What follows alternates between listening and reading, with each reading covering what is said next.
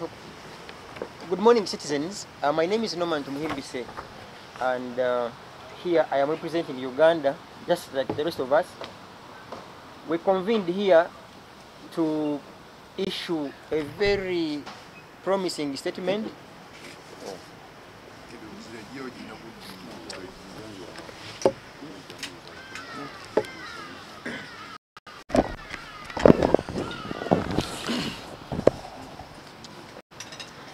My name is Norman Tumuhimbise, and I am privileged to have the rest of the fighters, as you see straight from my right, and in a few seconds I will mention their names, or rather invite them to speak out their names. But to say we have entered and broken into our armory and brought all the old guns that fought the First World War, Second World War. So most likely this is another war. Because if you see Chilecha Nkuba, you see Commander Bijirwa Moses, you see Nana Mwafrika, you see Norman myself, you see Ojobila Augustine, you see Ferdinand Ruta, you see Mayanja Robert, you see Muzei Wanika, you see Sempara Zayid, you see Sarah, and so many other fighters. So our today's convening is to show to our suspects, some of whom are likely to be convicts at the crime scene, that our armory has been widely opened, and we are now ready for deployment. In fact, as we live here, we shall even ask people to do self-deployment. But before we move any further, I will ask our colleague Mwafrika Nana to read the statement, the press statement for the rest of us, and then we shall begin from there to guide the rest of the country on our next course of action as we move along. Nana. Good morning, countrymen and women. Good morning. Fellow countrymen, it's not quite often that well-meaning citizens from different political, social, professional, and ethnic backgrounds meet for a common cause. We all agree that Uganda is beyond being at the crossroads, rather drowning, ocean bottom, as we all look on. Our convening here aims at letting the public know that unless we do something, this time, not only shall we be considered a dead generation, but the spirits of our ancestors will haunt us forever. We come in peace, but with determination, to let you know that the majority of those we entrusted with our political offices have become either accomplices, culprits, beneficiaries, or sympathizers of the misrule. In our attempt to bring sanity to our pal, we wish to ask government to avail us with practical measures of job creation for its citizens, to avail the public the practical measures of fighting corruption.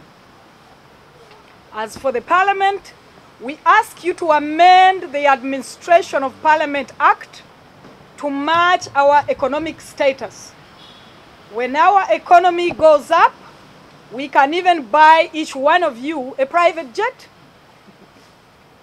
But to also let you know that Ugandans can live without you, and that you can't live without Ugandans.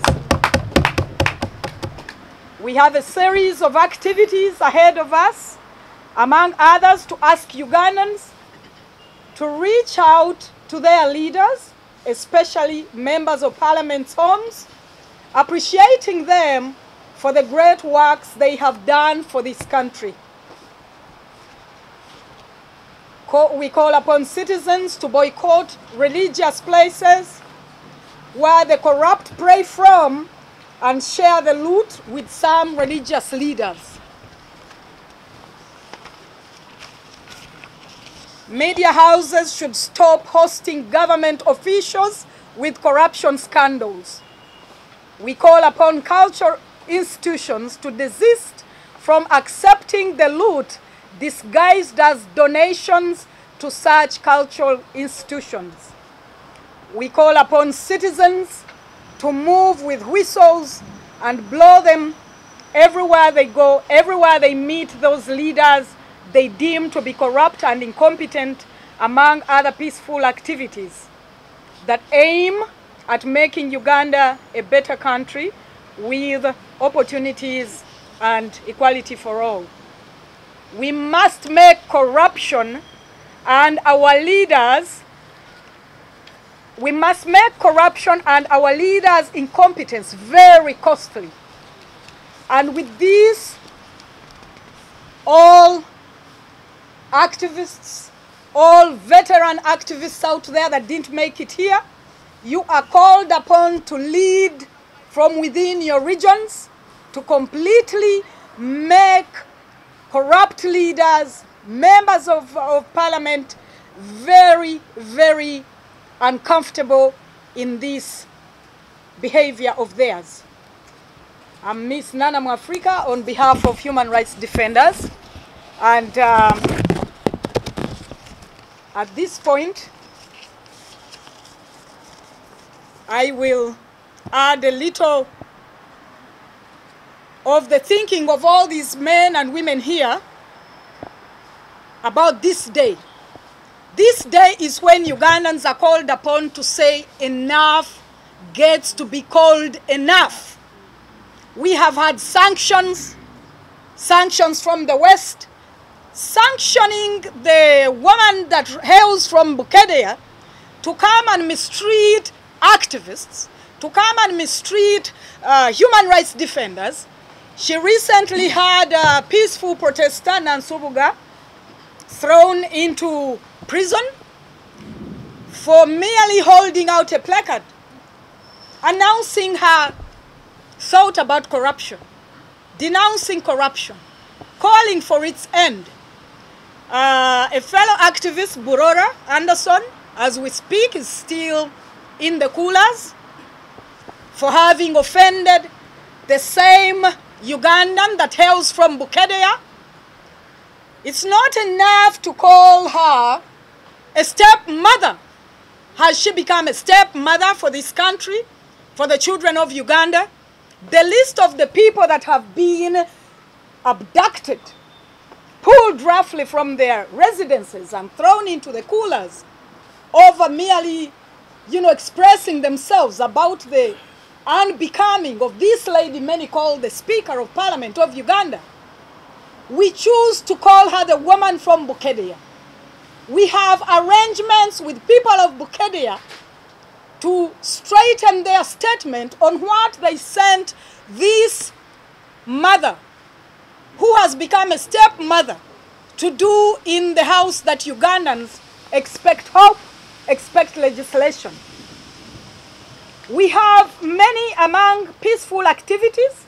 We have arrangement to completely go ahead to visit each region where most of the named corrupt government officials hail from. We cannot go into the detail on what we will do. The legal means, the means that are within the basics of human rights that we shall use to make corruption completely costly. We hear that the head of state of Uganda is positioning himself to be at the forefront, at the front line of fighting corruption, even when we see him appointing ex-convicts in institutions like URA, and we are saying we will not take the confusion anymore. We need practical measures that the head of state is deploying to fight corruption, which many believe he is the architect of. As activists, we are not going to sit back as the country gets, drailed to the dogs. We will peacefully express ourselves. We will encourage and mobilize Ugandans to make it completely impossible, to make a very impossible situation for those that are putting themselves in positions of leadership, but just squandering and making Ugandans suffer. Thank you. colleagues, each one of the members here present will say a word or two, but in particular, I think to emphasize precisely Luganda, and of course I would have my seniors who are, good at Luganda. Ebiseera bino nga Uganda bwe tugiraba efuuse y'akaweereege ngaddya lya bukadde, era nabwe kityo ng'Abaganda bwe balugera nti bakinanisa kyagala nga kuwa speaker, nga kuwa Anita owa speaker, oba bagenda kubabba nga ajja bakunkumula mujja kutya, kubanga baba bakinanisa kyagala nga Nalongo okuzaala ki? Okuzaala abalongo. Naye kati ate olugero lwe tulina bakinanisa kyagala nga Anita okuzaala abalongo, kubanga era abayina nabwe kityo bw'atubba kyaka twandidulira n'omukubira enduulu tatulimba babbira abaana. So ezo engero ezimu ziringa zitandise otuukirira naye nga zituukirira ku bannaffe bano.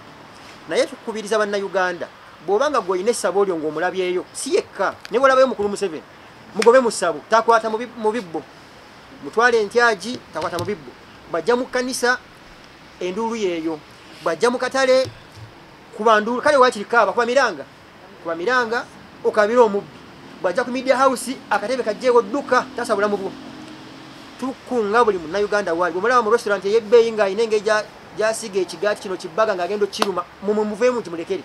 Nabwe ekyo bana batwala restaurant zino nagana amahoteri, bwalaba nga tusizaawo embeera bwetyo bajja kutambula wamu naffe. Ne bwaleta omunyago gwe mu bbanka, eyo ssente ya kibi, mukubira enduulu, bw'oba n'effirimbi, ebyokukola tulina bingi. Era essaawa yonna bannange nga bwe tukola wano bwe tuli mu bino bwe tukitandise, bagenda kuleeta enteekateeka nga bagenda okutambula, tulabe nti twejjako obubbi buno buyitiridde. Kati bwe bayita mubalaba, so tubeegayirira bannaffe newankubadde mwakinaanika akyagala ne mulonda ndaba kuki bw'afuna ogufo, ate buno obubbi bwe tugoba tebuliiko gavumenti, tebuliiko opposition. Era tulina ne bannaffe mu opposition nga nabo baafuuka bakinaanika akyagala, baafuuka bagwa mu bintu. So bwe tuba tubakubira enduulu ne bannaffe mu opposition nga nabo babbye, nga nabo balina ssente ze bakwatamu ne batobekamu ebigalo, ebyo ebigalo byo tujja simanyi na kyabikolera, oba tunaabifunira njuki tubituuzeemu ebyo ebigalo tetumanyi. Naye buno obubbi bwe tuzze okugoba n'okukubira enduulu bukwata wonna, era n'abasumba babbi gye bali, n'abamasaba babbi nabo gye bali, abasamize bannabyabufuzi gye bali mu opposition ne mu gavumenti. So tuzze kulangirira lutalo ngera omulaba zino emmundu zonna.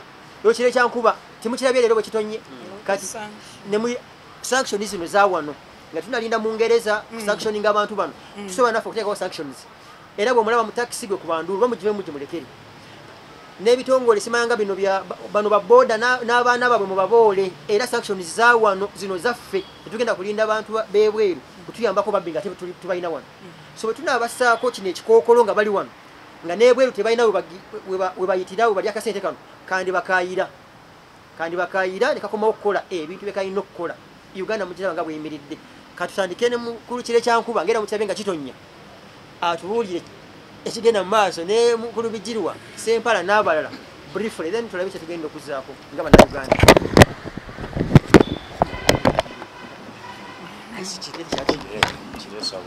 Kireke enkuba tubaboole tuwe mu kaccanti tubaboole mu masabo, chachi, mu muzikiti, yonna tuboole, mu kuziika, mu mbaga, ne mu butale bwa, ne mu theaters, ate mu lodge,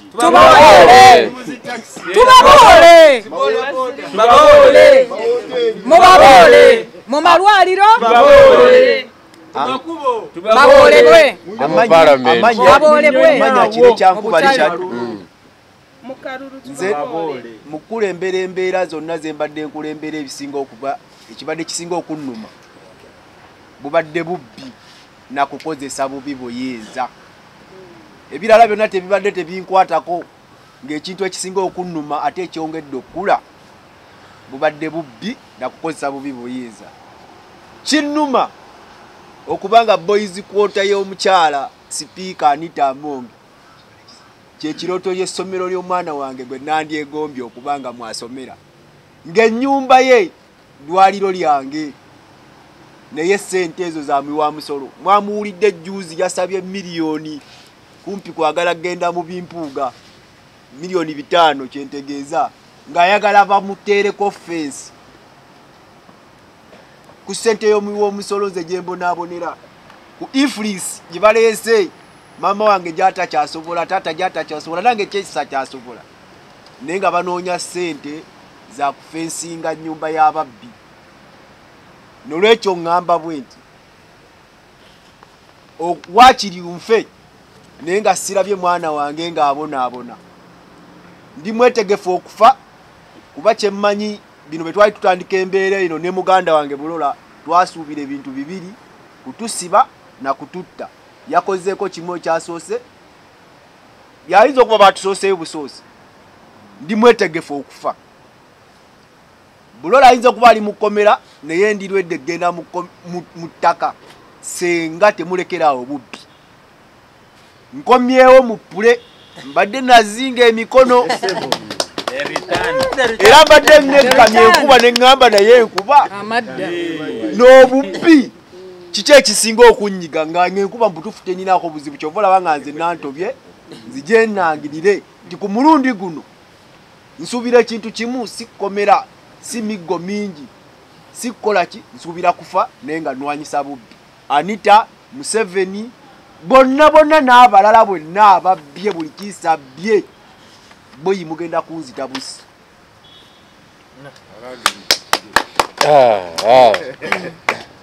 Okwongerezaako ku bigambo by'abalwanyi ebisoose, amannya mpitibwa General Bigirwa Moses oba mumanyi obulungi nga ndi president wa Eastern Revolutionary Platform. Nze obubaka obwange nno bwa ssanyu eri bannayuganda nti ebyobufuzi bya Uganda bizzeemu okudda engulu. Bwe nsisinkanye abalwanyi bannanga abali wano bonna era nsaba mwekubireko mu ngalo basibo ne banywa. Twali twakola ensobi semasobi ne tuddira obuvunaanyizibwa bw'okununula eggwanga lino ne tubukwasa omuntu ogwo. Ffe ne tudda kivula kire kyankuba aze atagala enkuba ebadde mukubidde eyo oba yali yawummulira wasimanyi. Abalwanyi bonna abali wano twali tuvuga ebyobufuzi bya Uganda ffenna twali twasaasaana nga tulowooza nti waliwo abagenda okutuleetera enkyukakyuka. So obubaka bwenze nabwo okuva mu Eastern bwa ssanyu nti nzizemu okusisinkana abasajja bange abamanyi ate nange bemmanyi, abamanyi obusobozi bwange ate nga nange manyi obusobozi bwabwe mu lutalo olw'okola ki olw'okwenunula. Kakati bassebo ne bannyabo, olutalo lw'obuli bw'enguzi mu Uganda njagala okubategeeza nti ekibutuusiza ku levenu gye luliko olwaleero lw'abalwanyi batuufu kusigala nga bakoze eki nga basirise. Naye abalwanyi abatuufu ke basituse notalo tugenda duwangula. Kamba ekyokulabirako mu 2021 mbaleetedde petition wano okumanya abalwanyi bannange mbadde mu nkoze bubi. Mu 2021 na petition nga IGG ku nsonga ya corruption mu Uganda. Eno petition it's public document. Naye kamba someroko point number 6. Point number 6 gye twa documenting ngegamba Right Honorable Anita Among abused her office when she summoned the senior Minister of Finance officials and directed that they cooperate with the Parliamentary Budget Committee to find ways of secretly including 30 billion shillings in the national annual budget for her private use. This is 2021. Ebintu byemulaba ku parliament olwaleero biri mu document eno. Mwami Museveni intelligence gyakolerako esibuka wano ali ku intelligence yange agikozesa ku bwerere. Kyokka nga ina intelligence officers bakola ki? Basasula ku bwerere. Tewali Mwami Museveni kyakola kitali wano mu document. But this is 2021 November. Kiki kye nafuna CMI kunyola mugongo. mu kifo ekya Museveni okwadressinga issue ya corruption mu Uganda, mu kifo ekyaba abalwanyi bonna mu kiseera ekyo okwadressinga this document, mu kifo kya IGG okwadressinga document eno, bansetinga CMI n'enkwata ne bantwala embuya n'enkubwa nakati omugongo nkyagujjanjaba. Ebyo nno byali baddaawo, naye baavuga emmoloka yange nze bankwata ssaawa 10 ez'akawungeezi, ne bavuga emmoloka yange essaawa nga 2 ez'ekiro ne bagitwala ku mulyango gwa Anita Among neeweeterawo kweti, ne bapostinga akatambi omusajja abadde azze kutegula. Mumulabye omusajja abadde azze kufuna ssente, ndi musiye mwayi mbonaabona na miggo, eno emmoloka yange bagivuga ku kikomera kya Anita Among. Now ekyasinga okunkwasa ennaku ate nga kyekinsanusiza olwaleero nti abantu bonna baasirika, abantu bonna ne bagenda n'obulimba obw'ekiseera obwaliwo mu kiseera ekyo, n'ekibiina kyange ate gunalinwanisa nga ate muganzi nnyo ate mu kibiina kyange. Ekintu ekyo kyantiisa nnyo, neŋŋamba kiki kino bannaaye, nesifuna ddoboozi linnyamba mu lutalo olunene bwe ruti. Kakati ndi musanyufu balwanyi bannange okulabika nti tukomyewo ku luguudo. Ffe tumanyi Museveni ge mazima, olutalo mbadde mulukedde sijui bafuutu soja, waliwo fuutu soja amanyi Museveni? Njagala okubategeeza olutalo mbadde mulukedde abantu abatalumanyiiko kakwate. So njagala okubategeeza nti ndi musanyufu, nze nga Jeno Bigirwa Moses ne tiimu yange okuva mu Eastern Revolutionary Platform tutuusa obweyamo bwaffe eri balwanyi bannange ne bannayuganda nti nze ekipande kyenkutte kya lumbe, sanctions at barriers. Tetulina munabyabufuzi wa Museveni yenna gwe tugenda kukkiriza kubaako kazindalo kakwata mu lumbe, tugenda lulwaniramu oba tuluyuwa tulukole ki? Tuluyuwe, kubanga tutabeere kyakulabirako abantu tebajja kwakitinga. Nze nize bulinzi muntu wa NRM kukwata muzindalo mu lumbe nga nange wendi awo ndina capacity egumusikako, nina capacity etuma bagumusikeko, nina capacity eragira bagumusikeko, kubanga bano abasajja olumajja beesimbawo, bano abasajja bonna abali wano baali badde babaka ba parliament, baali badde ba governor, baali badde baani. Olwokubanga ffe tulina ssente kitufuula abanafu mu bululu, mukitegedde ekyo? Ne weesimbawo n'omusajja we NRM abyo buwumbi 8 mu financial ya 5 n'aleeta obuwumbi 2 n'abukuteekako, gwe n'ofuuka omunafu ye n'afuuka ow'amaanyi. Okitegedde? Kakati bwe tulwana luno olutalo ne tuluwangula kitukolera na nnyo, kubanga bali betuvuganyanga nabo nga basupendinga sente nyingi against candidature zaffe baba tebakyazifuna, tuba tuli ku same level. N'olwensonga eyo n'olutalo tulongeremu amaanyi, tugenda kululwana era njagala okubakakasa tugenda kuluwangula.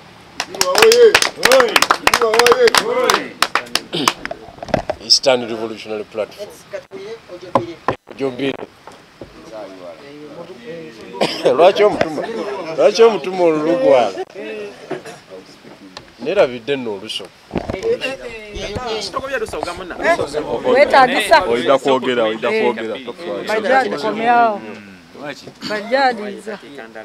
Ladies and gentlemen, I will speak in English. I think a majority are going to use Luganda. So let me use English and others will follow in. Basically, as colleagues, we may not say we are disappointed in the person of Anita Among. In the first place, Anita Among became a member of parliament illegally.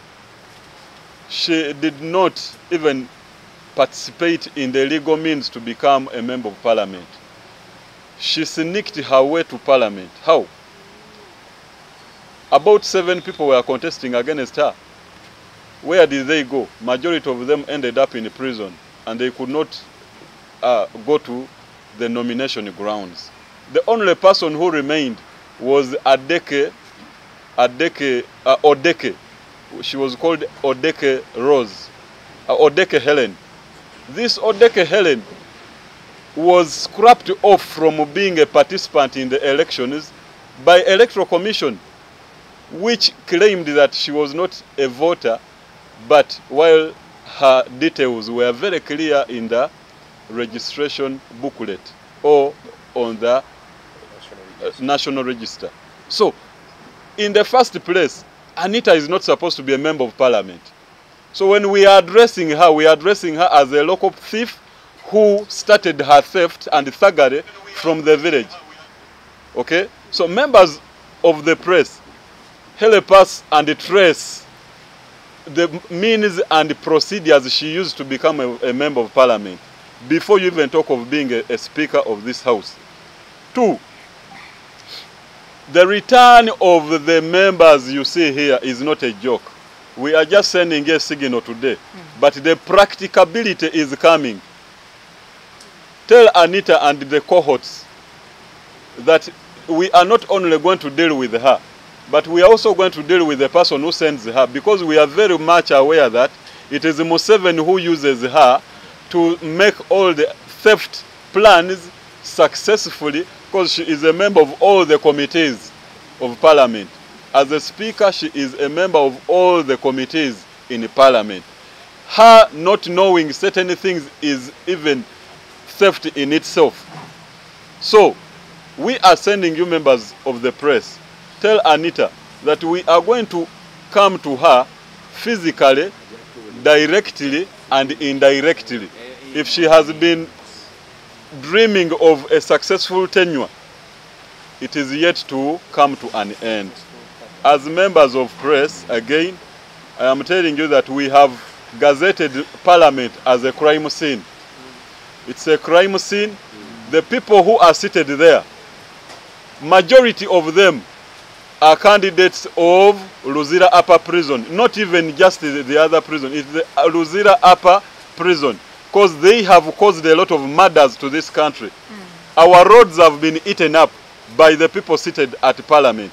Our hospitals have been consumed by the members seated in that parliament. So if we are looking at culprits who must be dealt with at upper prison, members of parliament are the first suspects. So that is a crime scene, and we have sealed it off. Just look at this.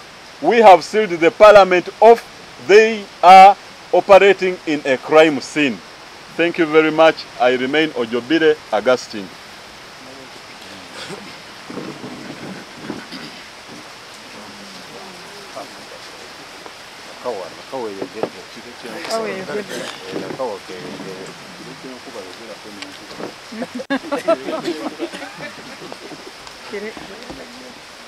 Banamawulire tusanyusa okubalaba.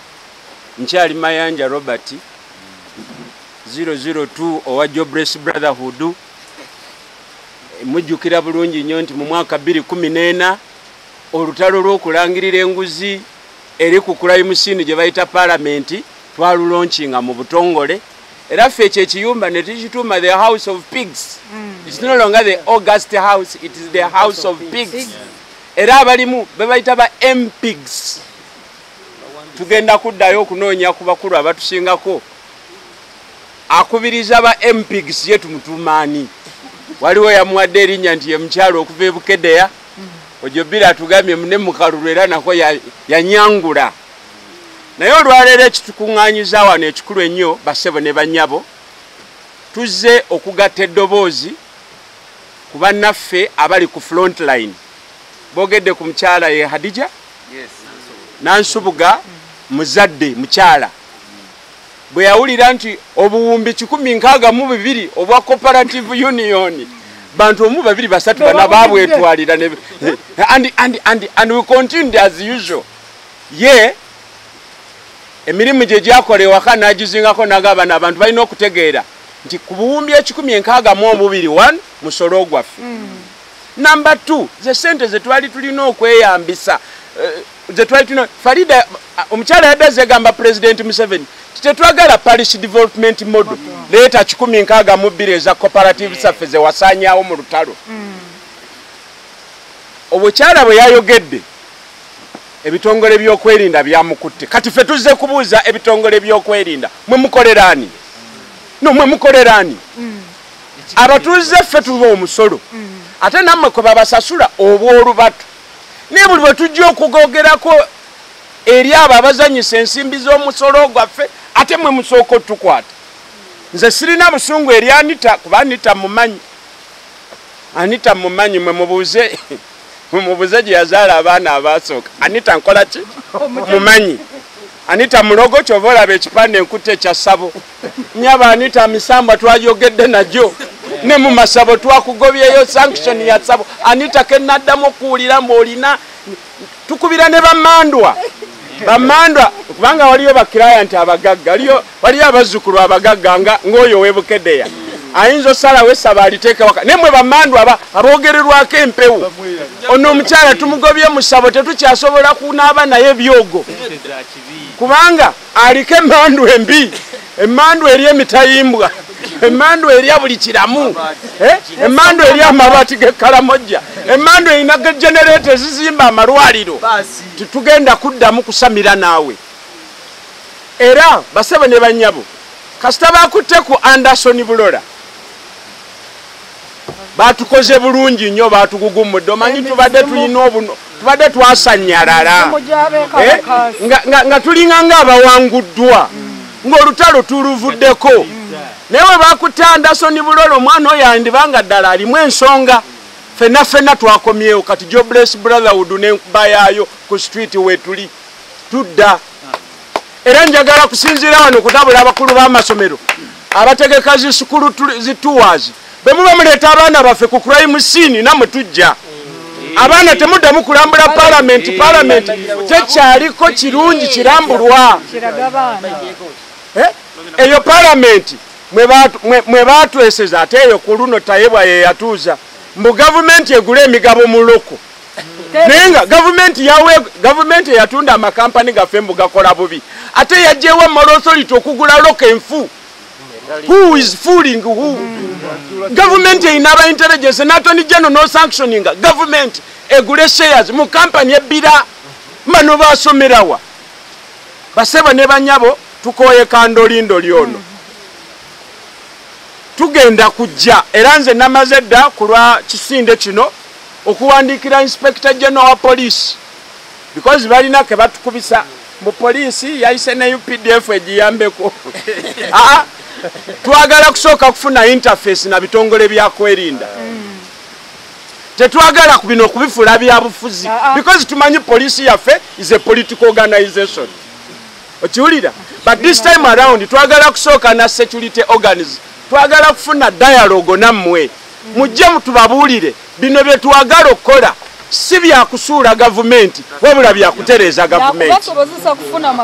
Okiwulira? Poliisi togenda kutuyingiramu nga tugenda okwogerezeganya n'abantu nga tubalaga abeerwengo. Tizino namujuze yali asiza gavumenti zeerwengo. Bwaba yaleetayo bukiro 12 obw'ebijanjalo n'abagabira tetuzikiza. Namuju tetumwagala kudda mu parliament asigaleyo gyali. Naye buli we tugezaako okujja okukola our civic responsibility as citizens of the Republic of Uganda, namba emu tusanze police. Naye mu abapoliisi mpozi batandise bazimbira ku nju. Naye ate omusaala gwammwe. N'olwekyo twagala kutandika na security organs twogerezeganye. Bulaki bwe tuba tugenda okuengaging abantu kubanga olutalo terugenda kugwesa kwa President Museveni kubanga naye suspect siwe kiri naye suspect ate ye defender of all the corruption. Kakati solution eyadda eri muffe era kyovola abaffe njawukana zaffe tuzitadde ku mabbali. Leero ntudde n'ojobire, leero ntudde ne Nana, ntudde ne Bijirwa, ntudde ne kire kyankubo we NRM. Kire kyankuba agamba ekyatwala Museveni mu nsuko kwali kulwanyisa nguzi si kugyegabira. Kakati basebo ne bannyabo tugenda kutambula nju ku nju, tugenda kujja mu makanisa, tugenda kujja mu nnyimbe, tugenda kukola byonna ebikola ki? Ate ffe bwe twogera aba Jobless Brotherhood ebyaffe si bingi nnyo. Enkola mugimanyi gye tukola, tukusange ku kafe gy'Avasi ng'opaakinze, ku ssente zaffe kwogenda okulya ebindaazi eby'emitwalo 14, emmotoka yo genda gisangako ekitereki ne bwe nkomaawo.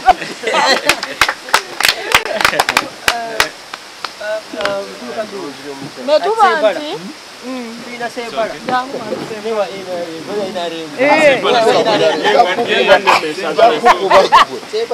Vaya chuo. Nemangesa seko. Nemangesa seko. Kugaga. Tweyanziza okubeera nammwe bannamawulire. Ebigambo byange bigenda kubeera bitono naye ng'era bigenda kubeera nga biri ku nguzi. Nze nno saagala kusonga lugalo muntu yenna, naye nze obulumi bwange buli ku paalamenti yonna, baminisita bonna ne bannayuganda abafuna mu nguzi. Nalaba abantu b'Erwengo nga baagala obbateekamu ekintu mbu nno namujju sente ze yabbira bo. Wenjogerera nze ndi munnalwengo. Ete sente eri Erwengo abakyala abafa nga bazaala tebakendeerangako. Kati simanyi namujju oba abantu yababbira ki. Kubanga nze mba njagala mmemba wange wa paalamenti waba nzibidde ndabe nga abakyala bano abafa mu ddwaliro Erwengo bakendeddeko. Ne mmemba wange wa paalamenti wanzibira n'andeetera kilo za sukali 2 ndowooza nze aba atategeera bulungi. Naye tuyina ekyalo eyo ewaffe Erwengo bakiyita Miteema.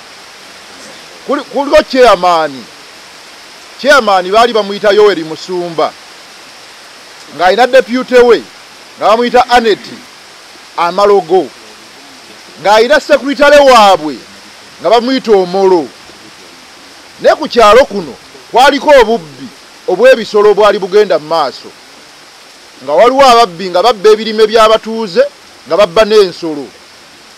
Ne batuuza olukiiko, chairman Yoweri Musumba yennyini ye yalukubiriza nga bagamba nti tukoze tutya ku bubbi obugenda mu maaso. Obubbi ku kyalo kyaffe nga bususse. Abatuuze ne bagamba tugendeko oba mu masabo tukwata ababbi.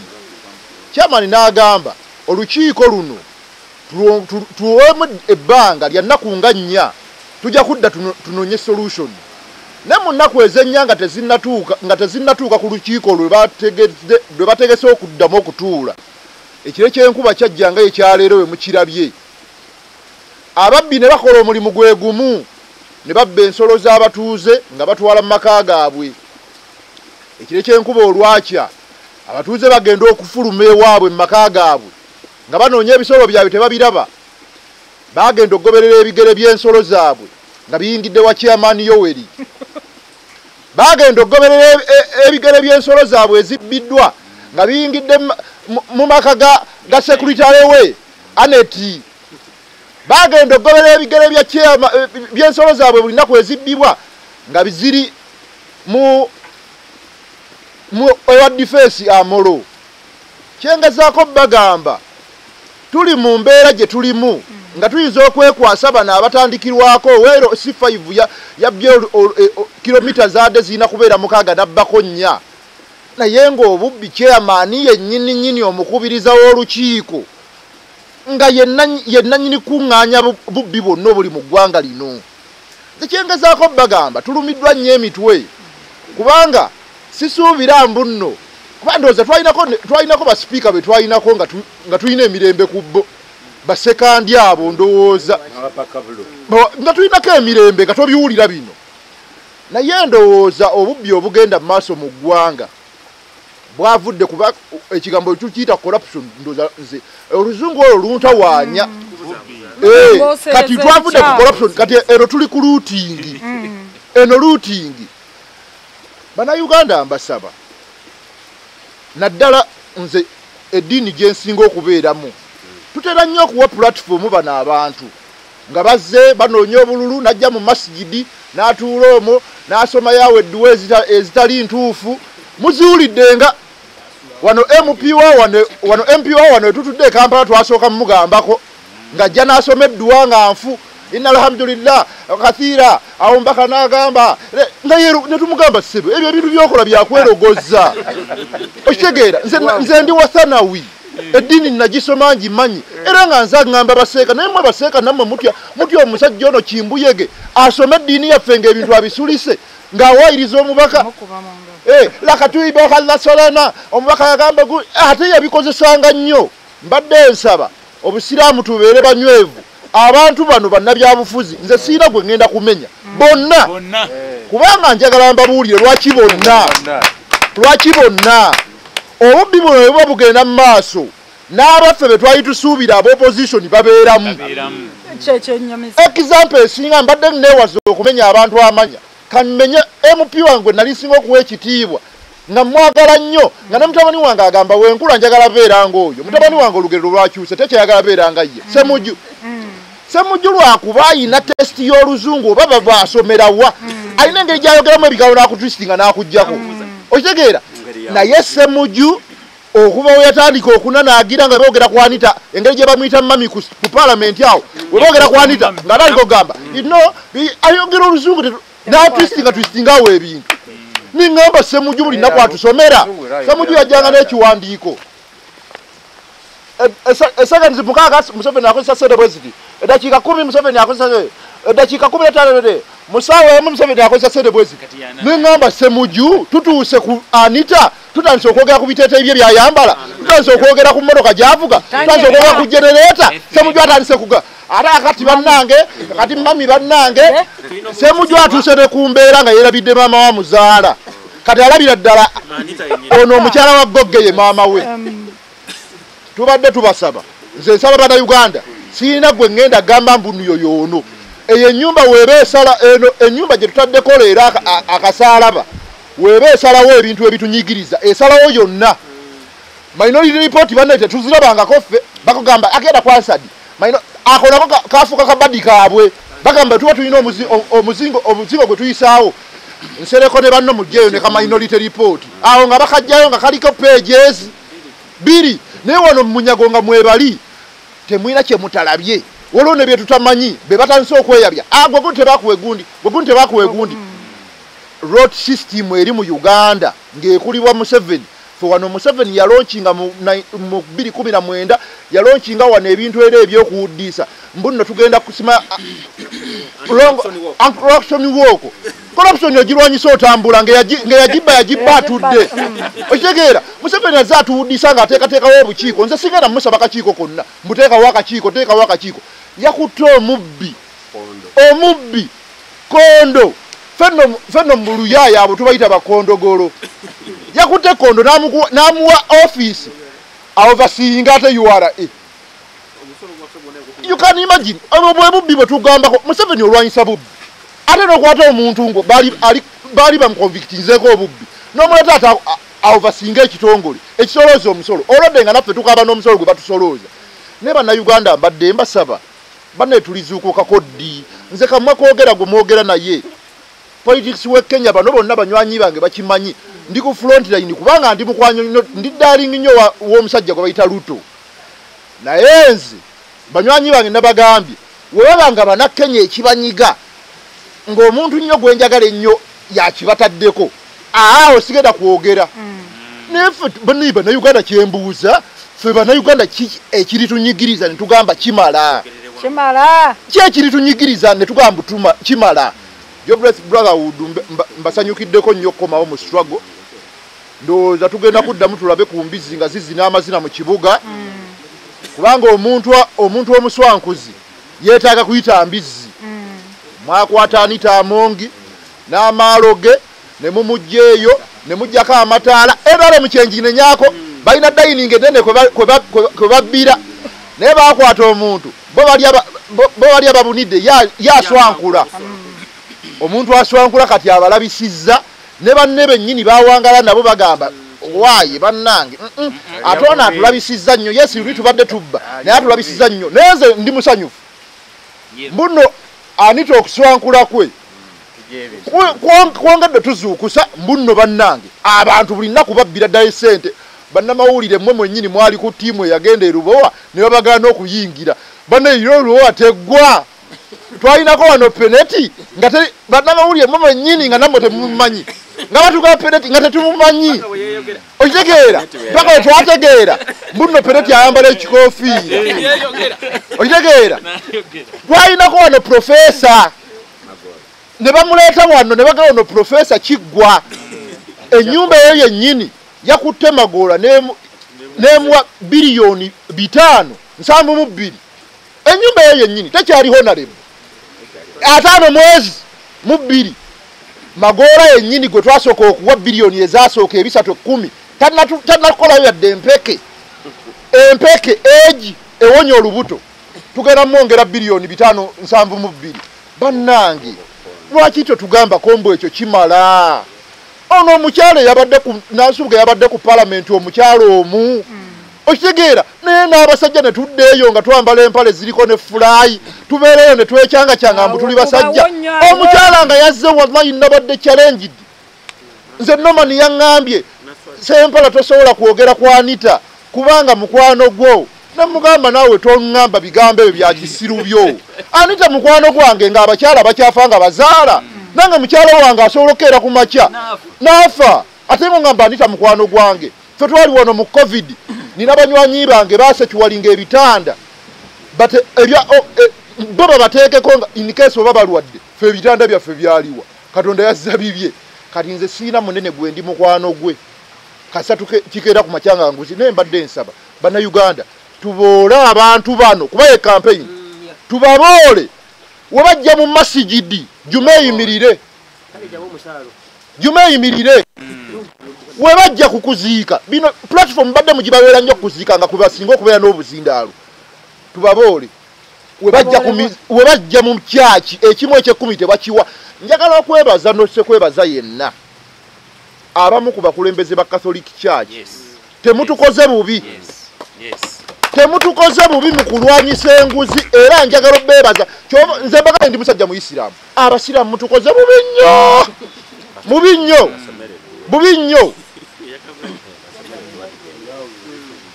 era mbadde ngamba kansembye yedduwe eno osanga eno ezuukusense eno wal asl inna insana lafil kusur inna alladhina amanu wa amilu swalihati watawasaw bil haqqi watawasaw bil sabr tubaboole mizikiti machachi mu masabo jajjabba mweyana nokkiriza omuntu yenna okujja mu ssabo lyo n'akuba ebyoto tukumaze anyongerezeeko ku kintu ky'abanaddiini katini nnyo mu Lusoga basebo ne banyabo nize Jeno Bigirwa Moses ndi musadda mu Kristaayo ndi wa Church of Uganda ndi musadda mu Fumbera ndi mugaite ndowooza obuduuzi muliwo Church of Uganda mutukoze bubiino Church of Uganda wazira ndikiriza ya idini wanesinze ku promotinga corruption nganga likani church ekisooka church eyo yefuula nti neri mu buyinza mbwena are mu bayibwe mbona abali mu government omuntu azira sente ditegerekeka takola makulu mu church dayiwe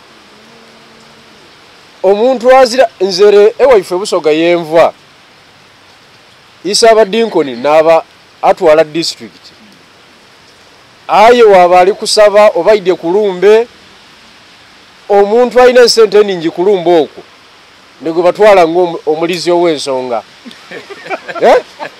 olwokubanga ajagema akakaire akawoyisa abadinkoni mbwago mafuta gosebo baba we bali kuida olwokubanga ajagema akakaire akawo omufiirwa aye nga sente da luguudo de tuli kwokya kulumbe sente dairo waliro de tuli kwokya kulumbe Church of Uganda baba bishop ajitwala archbishop baba yona ife ndigado tuli kutegeeza nti botalidinga lutalo lw'okulwanyisa corruption twida kulidinga twida mu leadinga ife bene twida kuira mu maiso atwire kuki okuba kwetaaga kusabisa mu church twida kwesabisa because twena Bible tugikola ki tujidi bulungi aya amazima geno okututubyanga abayibi mu makyaki okututubyanga abayibi mu nimbe okututubyanga abayibi kumbaga ensonga eyo gye tuli kulangirira olwaleero nti ekomye nti ekoze ki ekomye tetujja kuyikiriza kwira mu kudogebwa basadde abayibi omusadde idda kulumba eyo abadooga awo aide ne miliyoni 5 ajadisazana ku mulambo ogwo aye nga mwibi nga musadde mwibi mwena awere emirimu so basawo ne banyo balwandi banange mwebale kuzukuka mwebale kuida tutandike ensonga eno abayibi tujja kuba wangula batono ino ekisooka they are very few batono ino ate ife bebayibye ku sente nifo tubasinga obuki mwebale ino mwebalira mujja twagana mu field. I'll close with something. After you could see. Huh? Eri bana Uganda bannaffe mwenna abatusookawo batugamba the only thing necessary for evil to triumph is the silence of the good men. Olunaku olwaleero tuvuddeyo twongereze eddoboozi ku basuubuzi abanyigirizibwa, twongereze eddoboozi ku bamaama abafiira mu ssanya, twongereze eddoboozi ku ba artists abatulugunyizibwa, twongereze eddoboozi ku buli munnayuganda yenna gy'ali nga ssente ze zibbibwa ate ne zikozesebwa mu ngeri emenya amateeka. Amanya n'eddoboozi Muzeeyi Bwanika okuva mu kisinde ekya sauti ya vijana. Olunaku olwaleero ffenna nga bwe tukimanyi ndi omu ku bakulembeze abatwala bannabitone mu ggwanga, naye obuli bw'enguzi buno tebukomyeyo yokka. Lwaki mpa ekyokulabirako kino? Ne bannabitone bubatwaliddemu. Olunaku olwaleero tulina bannabitone abakuŋŋaanira ku Sereni Suits nga bw'otandika okutunira ssente ezitokomoka ku Sereni Suits ze babba obubbi ezitaliiko mbaliira munnange ovaawo weewuunya okutte ku ttama. Tulina bannabitone abaakola ebibiina byabwe nga ssente ziyitiraawo okuba nti zibbibwa ssente z'omiwa omusolo nga zibbibwa mu kifaananyi eky'okuyamba bannabitone. Tuyina bannabitone bannaffe ng'ate munnange bo beewaayo naddala okuba nti kati enguzi kugamba bagiwaana buwaanyi, akulira enguzi ssente be bamuwaana buwaanyi era basiba naye mu buliri nga bamusuuta busuusi. Twebaza King Saha mu ngeri ey'enjawulo okuvayo nagaze sijja yimba nkudi naye kanyimbe ku bintu ebiruma abantu, kanyimbe ku kirwadde ekigenda okusaanyaawo eggwanga. Olunaku olwaleero tugamba bannabyabufuzi bonna tetwawula oba w'NRM oba wa Nuupu oba wa DP bannange bannayuganda tubakola buli munnabyabufuzi waali yenna eno ennyumba efuuse crime scene. Buli agiyingiramu munyaguluzi. Ekigambo corruption kino tetukitegeera naye ekigambo ekituufu kiri nti munyaguluzi. Gwe bw'okeera enkya n'ogamba nze MP wange ate wa opposition kamukkiriza ajjayogere okkiriza obunyaguluzi. Tubalina Bassamujjuŋŋanda tubalabye, Bansereko tubalabye nga boogeza ebirimi ku bubbi, bonna tubalabye. Yenna w'olabira MP yenna tutandise ne bano mbagambye tugenda kujja ku buli nsonda mu malwaliro. Fe bannabitone teri kuddamu kulaba muntu yenna mbu munnabyabufuzi oli member of parliament MPG ogenda kujja ku premier movie premier. Bannange bannayuganda tubakola bw'olaba premier y'omuntu yenna mbona agenda kulonkinga muzannyo akoze ekivulu ky'ennyimba naye ng'ayise MPG tugamba ba member of parliament abo butamugendayo. Mu theaters mu bivulu tubaboole. Mu theaters tukole ki? Tubaboole. Makanisa tukole ki? Tubaboole. Tetuddamu kubakkiriza ssente ze balidde bazirire mu nnyumba yaabwe n'abaana baabwe. Ne mu masomero gye bajja bw'oba training emizannyo tokkirizamu mwana wa muli wanguzi. Parliament yena tetuliko ne bw'aba akulya leader of opposition bonna tubaboole. Tetuddamu kubawa buzindaalo. Buli mbawa obuzindaalo bannange Museveni bwe tuba twagala tumukwate ewaluma tumutemeko amagulu. Amagulu ga Museveni bubbi obunyaguluzi ate nga busibuka mu nnyumba eno. Oba osindiseyo opposition kasita yingira mu nnyumba eno mukirabyeko. Mwagenda mulaba omusajja w'ebido n'atandika tulaba ebintu bitandise okugenda obulala omusajja ayogeza kiri ate gwe Bwanika Abedi oswaza erinnya lyaffe tujja kugoba ne mu kika bannange ab'omutima bonna ono Abedi Bwanika bw'atadda ngulu era tumutwale ebutabika ne bw'atadda ngulu ne mu kika tumuboole tutandikirawo tuboole buli munnabyabufuzi yenna Local sanctions in churches tubaboole mu theaters tubabole mu mizikiti tubabole wonna ne mu mataxi tubabole ku petrol station babolebwe obutale tubabole wonna tubabole mu nnyonyi ezo ze bagenderamu e Bulaaya tubabole mwebale nnyo mwebalire ddala musembere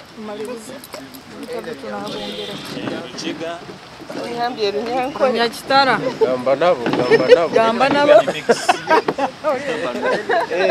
gamba nabo Okay.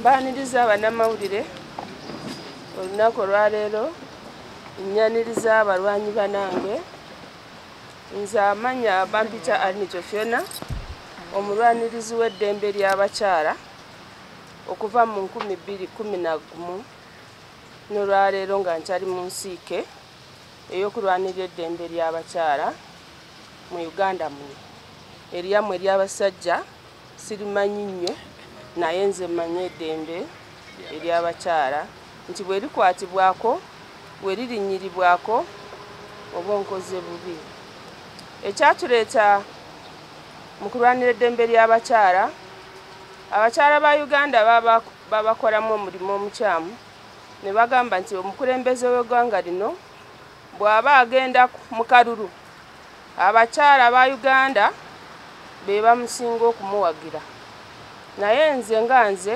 muwala ave Kamwenge bwe ntunulira abakyala ba Uganda n'embonabona gye tubonaabonamu tulondera bwereere akalulu ka Museveni kabamenyera bwereere bakazimwe twekolemu omulimo tuboole ababbi be tuboole abatuliddeko enguzi yaffe abatulidde sente balidde enguzi mu ggwanga balidde sente z'eddagala balidde z'enguudo balidde sente y'omusolo bagimazeeyo abaana baffe n'abo baliddako tetulina kye tuli bagamba kubanga eggwanga ligenze mu mikono gy'ababbi njagala kwogera mu lulimi lwange oluwesitana erizoba nyenda gamba n'abashiija n'abakazi abali ku Lugomo West muli omuli Kampala omwo abantu abali omu palamenti ba MPs bita bali ku Lugomo West Mawanda otushwarize Mawanda wiija waaza omu palamenti oli kukiikirira abantu b'omu constituency yawe niwo bakwata wali enguzi wagirira omu palamenti ihanga obukulembeze bwawe ningashi okwotwire noyebembera abantu bawe kireesire omwirima gw'amaani omwihanga lyona abokuba abantu ba Western bakaba bihangu nimwe mwine omukulembeze omwihanga omwo so bimuli kukola bishemere kuba biri example naye Mawanda aboolekire mu kalonda kubi abokuba nakiikirira abantu ba constituency yeye kandi ateeseza ihanga lyona so kali kubayibire tutoleka ngu aliho gap mpango omukulembeze bwa Western ningasha aba Westerner so nyonye nda kugira ngu aba Westerner tushwire titukine ekituri kugamba abokuba omwe hari itwe nawe n'umushuma so twaza kwetegereza nchanga abashuma bari bingi omusaidi yitu so nyowe Elizana akwata aka plaka daka nikanyoreka ngu abali a wedding abali a mikoro tubabore kora abo orya mukoro kwata ka frembe wamanyangu nankano mushuma wamanyangu MP nankano mushuma ma minister nankano mushuma iwotera ka frembe haza abakuru abali a rubajundi baza kukimanya bakwegite wano ma property yo mushuma wena riza yotera aka frembe itwe tukimanya barwanizi bedembe tuje twegiteho ogwe nawe tumute ahamshana neyanziza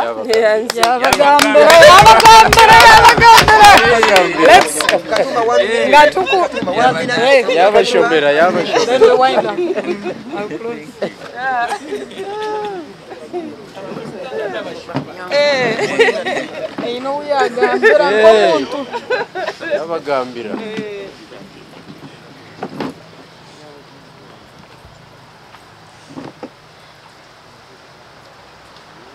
mbeyanziza nnyo bannayuganda.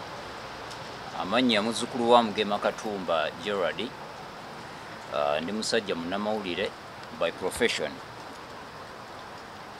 Nasalawo okujja okuyimirira ne bannayuganda okubeera eddoboozi ly'abantu abanyigirizibwa mu mbeera ezitali zimu. Ntudde wano nga nkiikiridde omukago gwe tuwatandiseewo Generational Hustlers Initiative. Nga bannayuganda abayiriba ababeera mu bulamu obw'okuyiriba, obulamu obw'okweyiiya ate nga bali mu nsi yaabwe.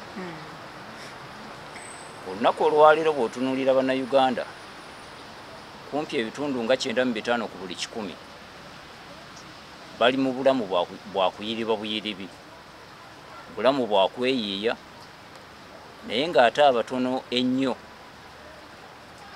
abanyigiriza oba abatadde mu bulamu obwo be bafuna mu ggwanga. Kye tutunuulidde olunaku olwaleero nti buli muntu avaayo okwogera ng'olina ensonga gy'oyogerako, weeyogerako nga ggwe munnayuganda. Waliwo embeera eriwo nti bannayuganda bali mu luzungu bakiyita being suffocated, nti buli avaayo okubaako kyayogera ku mbeera eriwo mu ggwanga akwatibwa bukwatibwa. Tewakyaliwo oluumu ewuliriza munnayuganda, wabula ekiriwo kyakumukwata bukwasi. They don't listen to the messenger, but they just arrest the messenger. Tewaliwo mbeera egenda kubeerawo nti omuntu talina kwogera ku nsonga emunyigiriza.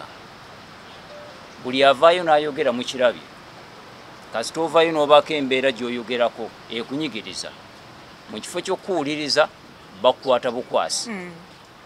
Tugenda kutambula tutya? Tugenda kubeera mu mbeera eyo okutuuka ddi? Lino eggwanga lyaffe era obuyinza buli mu ffe bannayuganda, abantu aba bulijjo.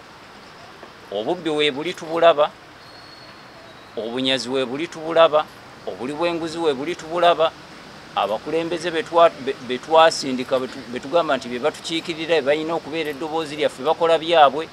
Tusirike busirisi nga tetwogera. Tusirike busirisi tubeereyo nga tunyigirizibwa. Abantu bangi nnyo bali eyo bayita mu mbeera embi, banyigirizibwa nnyo naye bambi batya okwogera. Yensonga lwaki ffe bwe twogera olyagana naye weesize eki? Tebaakukwate? Tebaakubuzeewo? Kitegeeza nti abantu batya okwogera naye ng'ate banyigirizibwa era bayita mu mbeera embi. Eggwanga ligenda kutambula litya? Mu butuufu tugenda kubeera tutya mu ggwanga nga tetusobola kwogera? Ekyo kisoboka? Kati ffe abatono nitugamba katuveeyo tubeere eddoboozi ly'abo abanyigirizibwa, katubeere eddoboozi ly'abo abangi abanyigirizibwa. Tetusobola kubeerawo nga abantu 45 mu ggwanga ffenna tetusobola kwogera. Mu bantu 45 mu ggwanga katuveeyo ne tunaabeera 100 twogerera abo abanyigirizibwa. Embeera mbi, obubbi bususse mu ggwanga, abantu bali mu kuyiriba buyiribi mu nsi yaabwe, ate abagwira n'obasanga nga bo beeyagala. Mwakawulira abagwira bameka be basenze be bamenyedde amayumba, balumba mayumba g'abannansi, bizinensi z'abannansi ze basenda ze bajjawo, be bagoba ku nguudo, be bagoba we bakolera.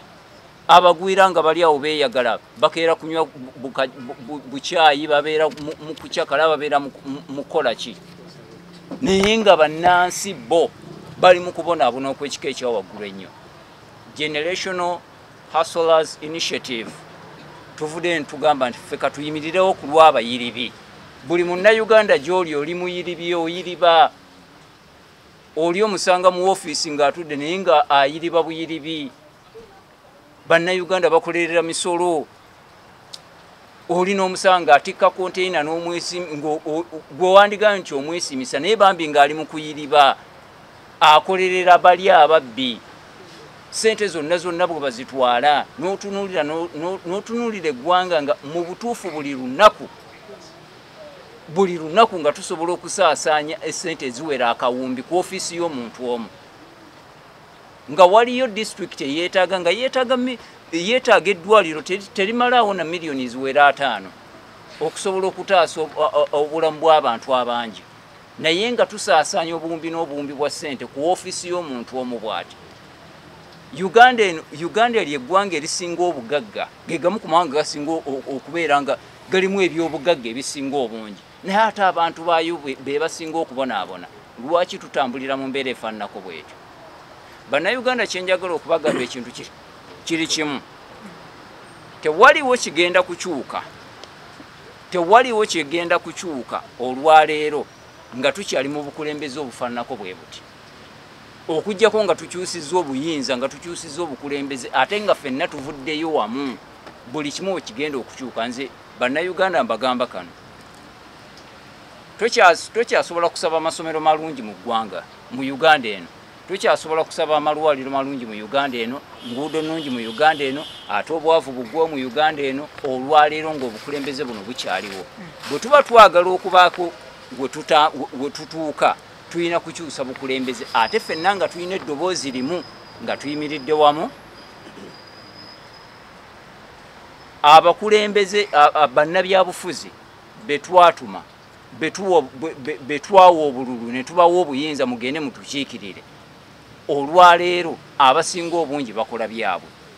Kati kitegeeza obuyinza tuyina kubweddiza nga ffe bannayuganda twerwaneko, tulwanirire eggwanga lyaffe, tulwanirire ebiseera byaffe eby'omu maaso. Mbeyanziza. Tubaboole. Closing.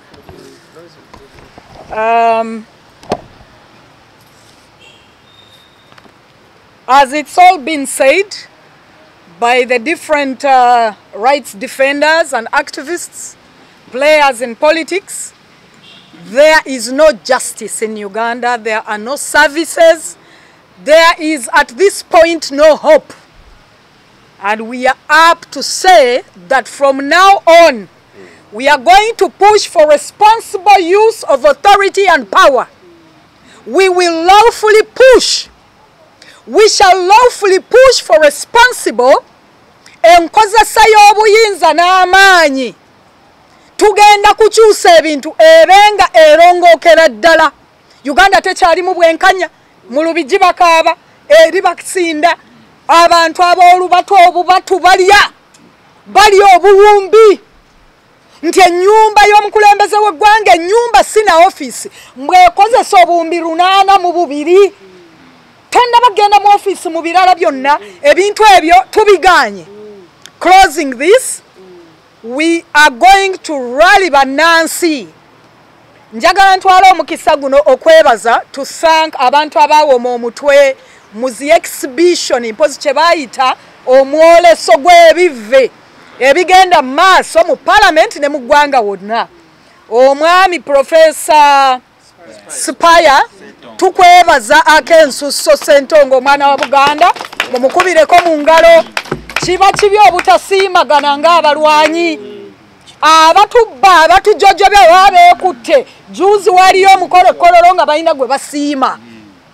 Tuteekwa okusiimagana Spaya Ssentongo Professor ne banno Agatha Atuhaire n'abalala Toko bwe mutadde bwe muwomya omutwe in leading mu exhibition zino ezigendererwamu okuzibula amaaso g'abantu.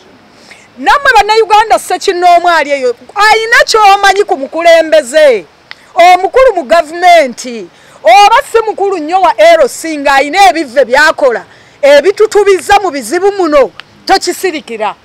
To sharing information. Speak out. Baneete mufiira mu kimugunyu. Muleke kusinda na kukaabira wansi wa bitanda. ayina ekyokwogera ng'owulira okitidde kyogera. Abakyala bavuddeyo ku mwanjo nti bajja kwogera bannansubuga munoonyagane. Hadija Nansubuga mumunoonye nti tulina obubaka obulala butwaleyo. Omuntu bw'amala okukwatibwako n'ayisibwa mu mikono gy'abantu bano aba takyalina kyatya. Njagadde nnyongereko emu ku nkola zaffe, constituency zammwe ba MP zigenda kukyalirwa. Tujja. Constituency zammwe mu East eva Bijirwa, constituency zammwe Kamwenje eva Fiona, constituency zammwe mwenna abeerwengo. Tugenda kujja abeebukedeya abatuweereza ekikolimo. Step mother akine ku bannansaasiba abaana b'abanne. Akine ku bakyala banne abasiba ate amalembwa abayite mbu boogere. Nansubuga yonna gy'oli ew'omukyalo oyo togenda. Abantu baboolebwe local sanctions nti okusibwako envumbo wano ewaabwe. Bannabyabufuzi abatujojobezza abakulembeze abatulidde ne batulya okutuuka ku busomyo baboolebwe wano ewaabwe. Okuboolebwa mu bazungu tekimala.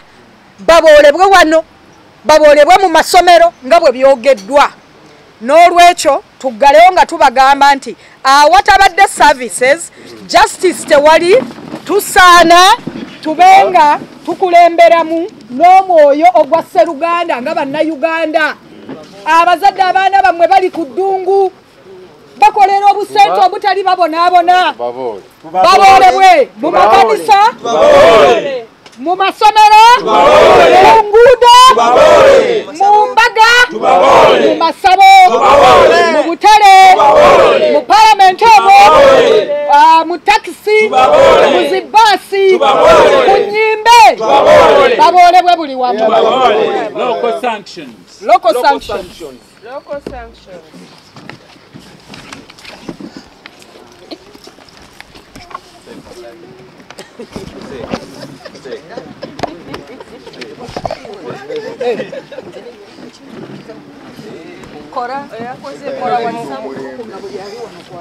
Eyakoze bino bimudira abitereeze.